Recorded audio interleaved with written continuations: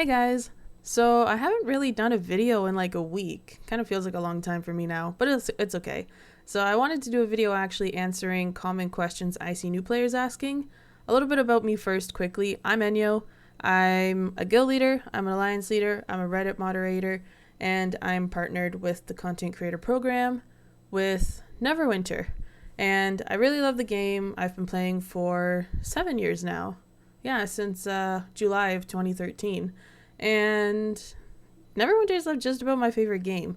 And if I can help other people love the game just as much as I love the game, then why not, right? So to talk a little bit about the game, usually new players want to know at least a little bit about what the game's about and its history. So to touch a little bit on that, the game released in June of 2013, so it has been public, or whatever you want to call it, for 7 years now. It is an MMORPG, meaning it's a massive multiplayer online role-playing game. Obviously role-playing because it is based on Dungeons and Dragons, and D&D has a lot of role-playing. However, you're not required to roleplay for the game, so if that's not something you feel comfortable with or that you enjoy, don't feel pressured to do it, because there's a huge portion of the community, probably the majority, that doesn't even bother with that. Something else I really like too is that you can still fully enjoy the game without knowing anything about Dungeons and Dragons. The storyline is good, the dungeons are good, the campaigns are good, like, you'll be fine, trust me. The game does have a really large community. We have communities on PC, Xbox, and console. However, on PC, they do have the largest community. So just something to take note. However, the other platforms are still very active, so don't feel pressured to play on PC just because of the larger community. And last but not least, the game is 100% free to play, meaning you don't need to pay to unlock extra packs, content, maps, dungeons, campaigns, nothing like that. It's all 100% free, and it's all unlocked through in-game methods. So all in all, these are the aspects that for me make it a really good game. So something I notice a lot of new players asking about is if the game is free to play. And my personal answer to that would be, yeah, it definitely is. The reason I say that is because a lot of the best in slot gear, and especially the weapons, if you want to get them, you have to farm them. And in order to farm them, you need to understand the game, your character, and the content you're running. And unfortunately for that, you can't really pay your way towards it. Obviously, there are some things, just like any online game or even offline game, essentially, to any game, there are ways that you can progress ahead if you're a little bit of a wallet warrior. But honestly, in Neverwinter, it's not necessary.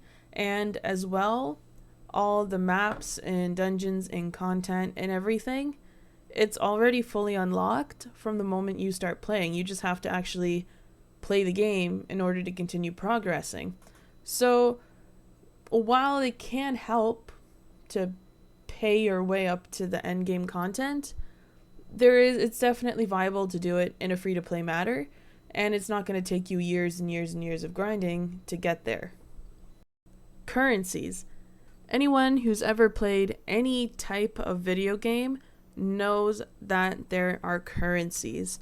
And Neverwinter is really bad for currencies. When you open up your riches tab, you're going to see that there's money, Zen, glory, guild marks, tokens, astral diamonds, coins, other stuff, episodic content, bait, seals, campaign currencies, lockbox currencies, PvP currencies, event currencies, other currencies.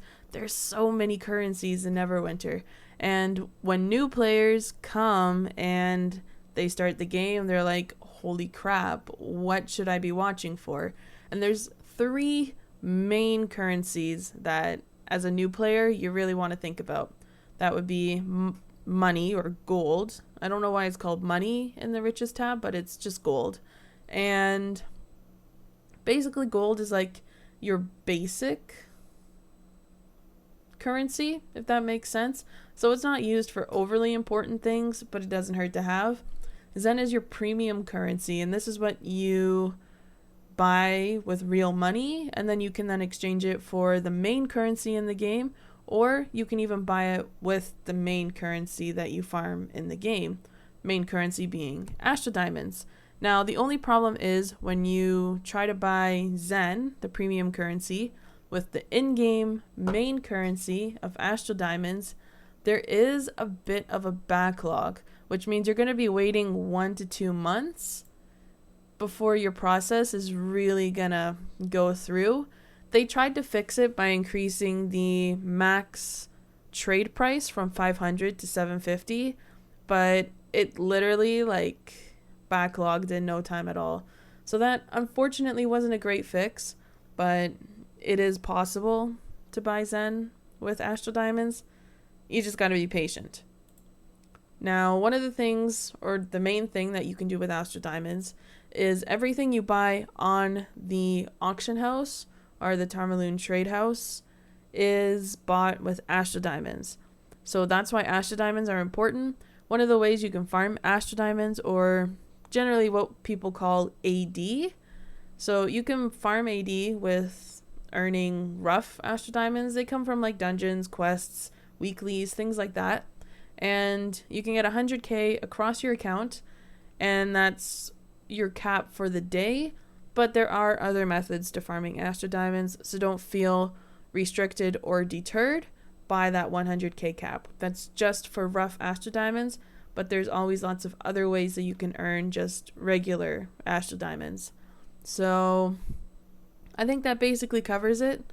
So there's gold, the simple currency you use for your professions, removing enchantments, whatnot. Zen is your premium currency that you buy with real money. And additionally, I should have mentioned this before, there is a Zen market that you can buy special things on. Some of these things come bound to your account as you buy them, so they're not things you can buy with Astral Diamonds. But again, you can technically trade AD for Zen, so even though it's a premium currency, it's not 100% premium, maybe 80%, but it's all good.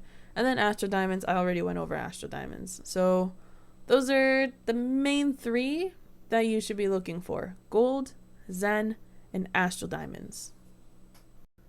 So something that I notice a lot of new players tend to ask is about guilds. Should I join one? Should I wait? Where do I find one? What do I need to know? And these are all great questions. And unfortunately, when it comes to a guild, you can't really give too much advice because it really comes down to the player. You have to ask yourself a lot of questions. What kind of guild am I looking for? What am I looking for in the long term? What am I looking for in the short term? Do I want to start off in a lower level guild? Do I want to join a high level guild? Do I want a small guild, a big guild? These are all things that really come down to you. I will say great places to get, references for guilds is the forums, the official Neverwinter forums from arcgames.com. And as well on Reddit, there's actually a whole page, a whole section that's dedicated to active guilds, again, cross-platform.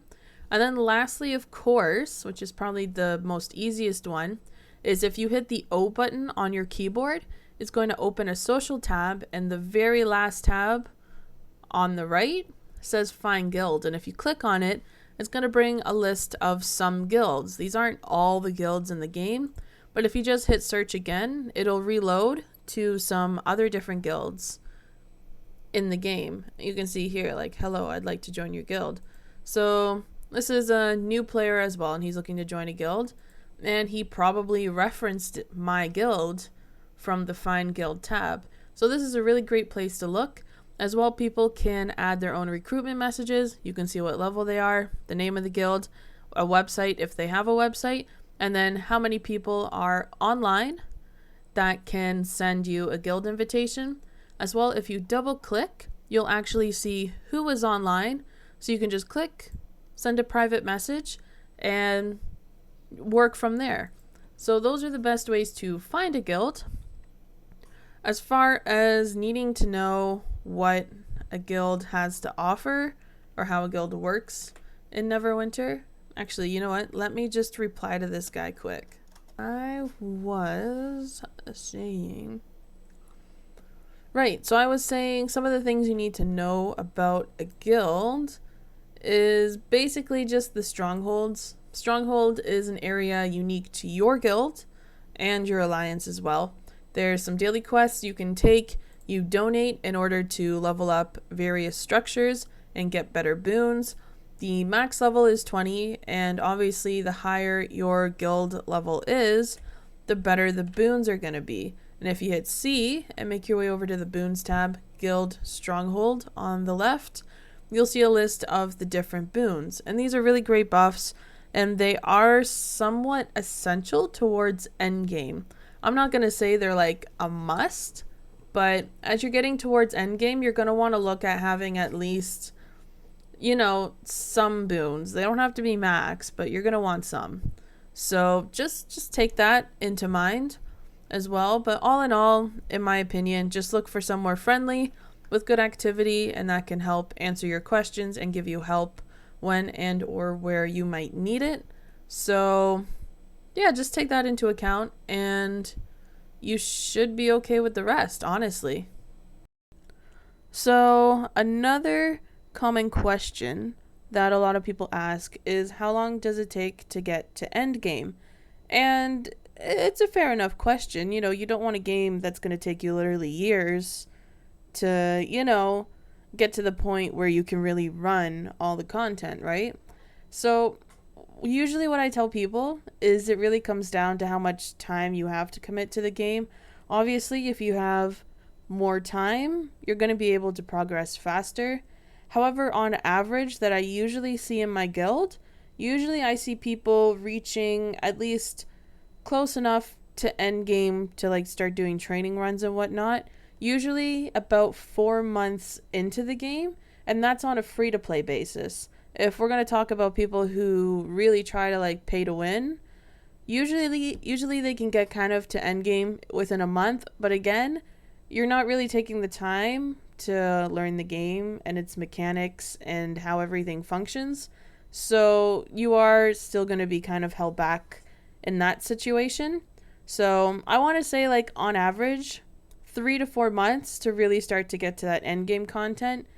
If you have a decent idea, you know, what you're doing, like you have people that can help you answer questions and you are asking questions and you are trying to learn the game. If you're just hopping around on ponies and clouds and you're just doing whatever, like you're going to be a lot slower, obviously. But if you're playing the game with the intent to progress, usually that I see within my guild, 4 months on average, people are, you know, reaching towards that end game state.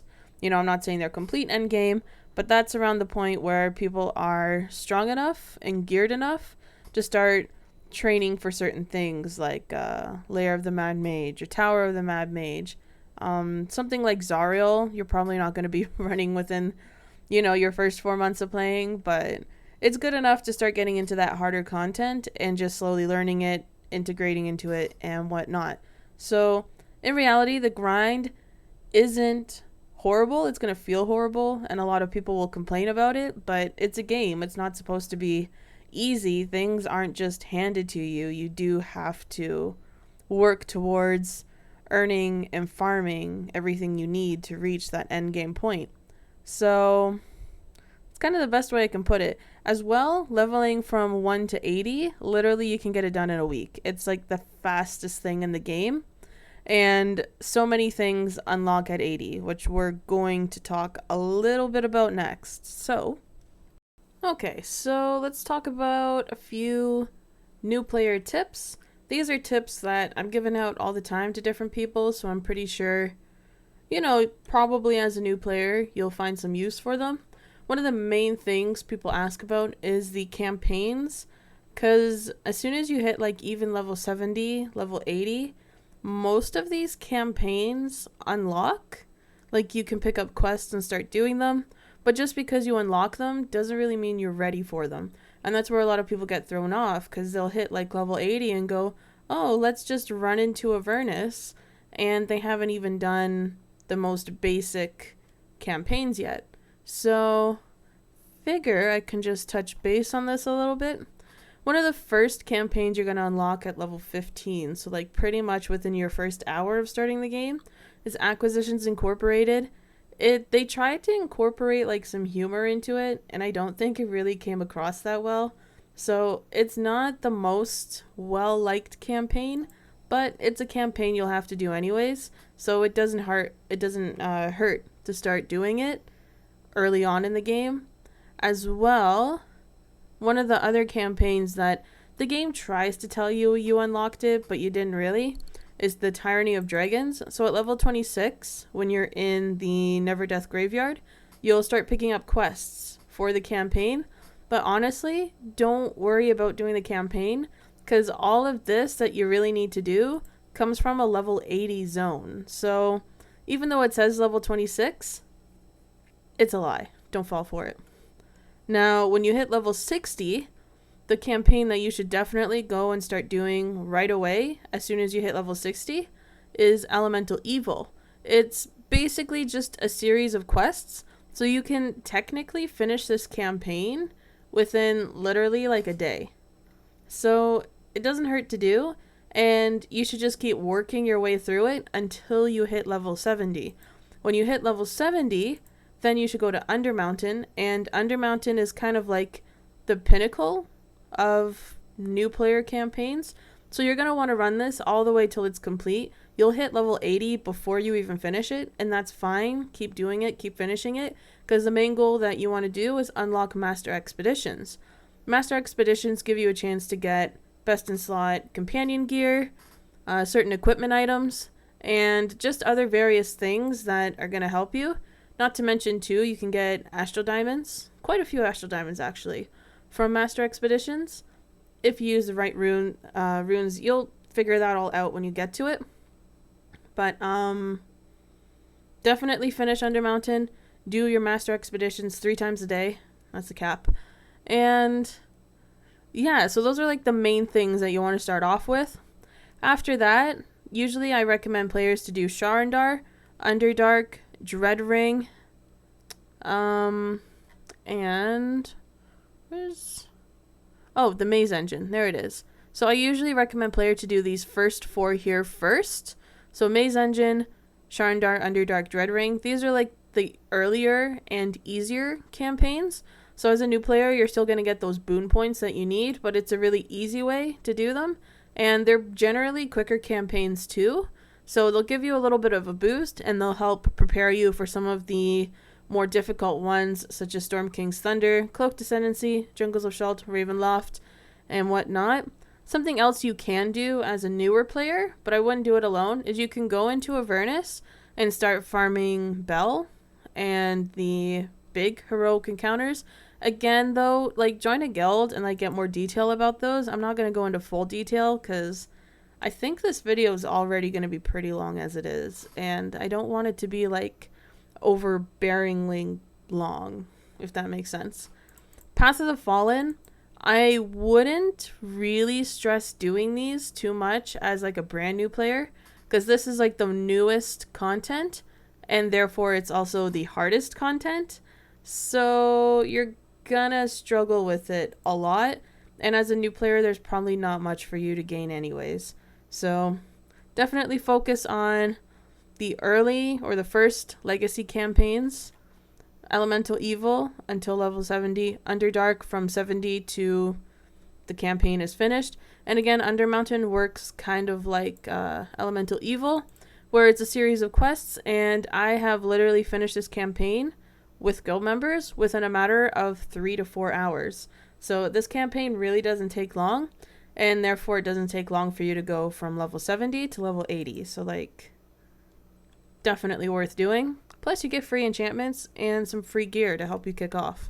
So with that said, I think that pretty much explains campaigns and what I wanted to mention, alongside the level 60 to 70 for Elemental Evil and level 70 to basically completing Undermountain, or UDM, however you want to short form it. Probably something worth mentioning.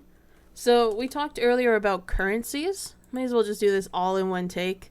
And one of the main currencies that I mentioned was Astral Diamonds. And as you start to save up your Astral Diamonds, what you'll probably want to invest in, like literally the first thing you want to invest in, is what are called bonding runestones. So if we just put in, oh man, I suck at typing right now, bonding runestone rank 9, you'll see they're literally so cheap, like 5,000 AD for one. Like you'll get like 15k minimum from the master expeditions in Undermountain in like a day. Well, maybe 2 days, because you don't always get Astro Diamonds from them. But, you know, you'll definitely get like enough AD within your first few days of playing, or reaching level 80 anyways, that you can easily afford these rank 9 bonding runestones. And these will take you a long way. They just go on your companion, and from there you can just gain stats, and they'll just add stats to your stats so you can reach stat caps better. Which I'm going to mention stat caps in a minute, because you probably have no idea what I'm talking about. And that's okay. So definitely bonding runestones as a first investment. Something else to invest in as well is to look for a companion that is an augment. I know generally one of the cheaper augments are Ioun stones. The black ice runestones seem to be the cheapest ones, but don't be afraid to get something that's maybe a little bit of a step up. You know, you can probably find something affordable in blue. You know, even 50k, that's not that bad. I think, too, you can get the... Oh, there's still 100k. You know, either way, it's not hard to get the augments, which, if you just click here and you go stats and powers, you'll see powers, augmentation. And you can just go through, like, the cheaper ones. There might be something cheaper than Ioun stones. Do your research. I will leave a link in the description to Rainer's guide, and he has a section there that you can look up, I think, companions by their type, and you'll be able to see all the augmentations. That makes sense.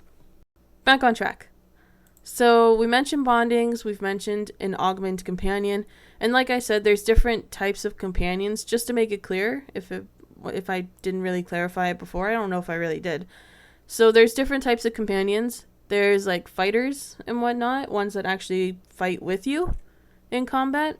But the main ones people like to get are augmentations, because they, instead of attacking, they actually grant you additional stats.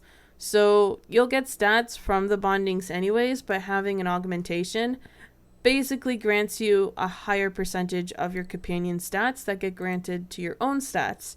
So in turn, they make you a lot stronger, just to put it that way. And the bonding runestones just add to that. So they kind of complement each other. Extra stats from having an augment, and extra stats from having a bonding runestone. I hope that made sense. I didn't really think about how to explain that before I made this, so that maybe wasn't the clearest thing. Farming gear.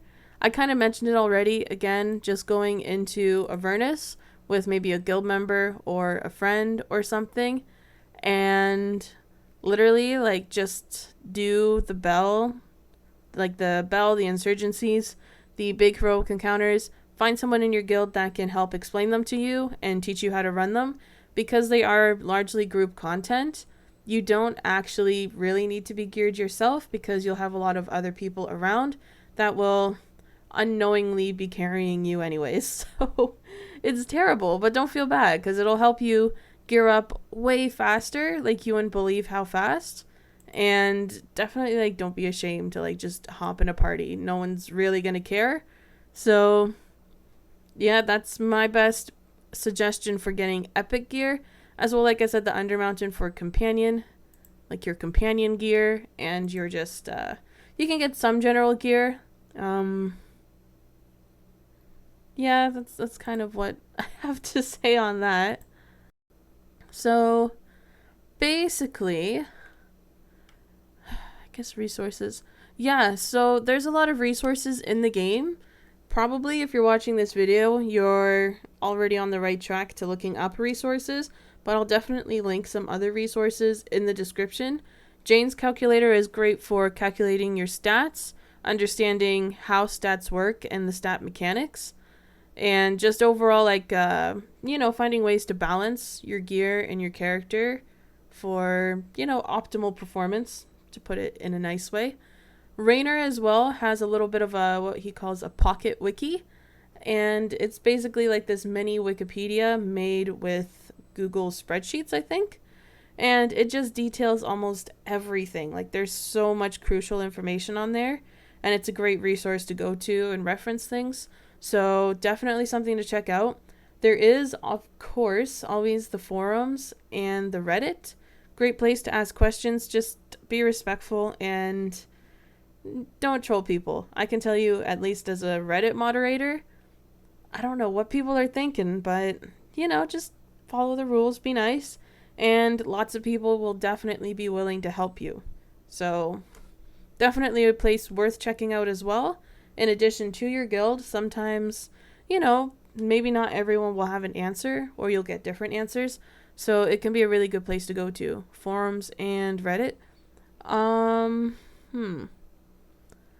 There are content creators in something called the CCP, the Content Creator Program. And, well, I don't think there is an official list posted. So I'll leave a link to that as well.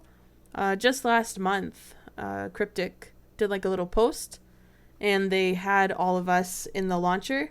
And it has links to all our channels and all our content. So I'll leave a link to that, and then you can check out some other content creators as well who post a lot of like additional information or guides, how-tos, common things people are asking. So I'll leave a link to that as well. There is the Wikipedia, the Neverwinter Gamepedia, actually, but unfortunately it's not really too up to date. So for earlier content, you'll probably find everything you need, but when it comes to more recent content, a lot of it will probably be missing or it will be outdated. So don't take everything you see on there to heart, because there's a good possibility it's just not properly updated. So, yeah, I think that pretty much explains it all. Yeah, I think that's pretty much all the new tips I have to give, really. Oh, one more thing. A lot of people ask, if I were to, buy Zen, what should I spend it on? And generally I tell people to buy VIP. And basically when you buy VIP, you get extra, what do you say, benefits. So one of the main things is you get an enchanted key, and you use an enchanted key to open up lockboxes. Oh, apparently I had a key. So when you open a lockbox, it's a little bit of RNG, but you have a chance to get some cool rewards. Sometimes you'll get less cool rewards than you normally would, but for the most part, if you actually take what you earn from the lockboxes every day, because you get one key a day, which means you can open one key every day essentially, or you can save up your keys and like open 30 at the end of the month. It's totally up to you how you want to do it. But if you take basically everything you earn and you sell it or you use it or whatever, generally by the end of the month, you're going to get your Astral Diamond value back. And essentially, if you're smart with it and you pre-plan, you can easily get to a point where the lockboxes, or VIP I should say, is paying for itself. And as you go up in rank, so every time you buy 1 month, you go up a rank and you permanently keep that rank, but its benefits are only active when you actually have VIP active. So even if you get to like rank 12 and then you go a month without VIP and then you reactivate it, you're still going to be at rank 12. And you get a lot of cool extra features. They're not necessary. They're not going to make you necessarily perform better in varying game content, but it's more so for the sake of convenience that it's really nice to have.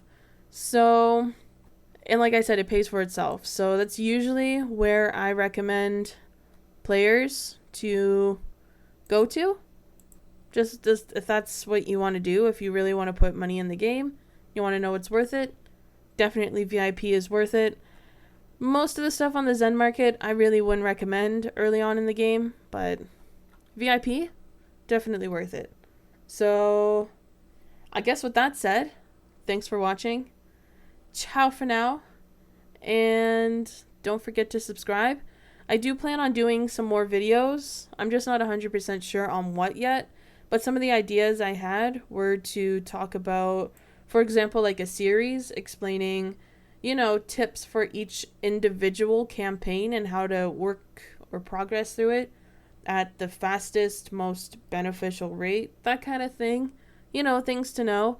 I did think about some dungeon guides as well, but I'm not much of a dungeon person myself, so to be getting into those dungeons and then having to explain them all, I don't know. But if that's something you want, like I've had people asking me for different dungeon guides for a while, so I don't know. We'll see. But anyways, ciao for now. Like I said, subscribe for more and have fun in the game.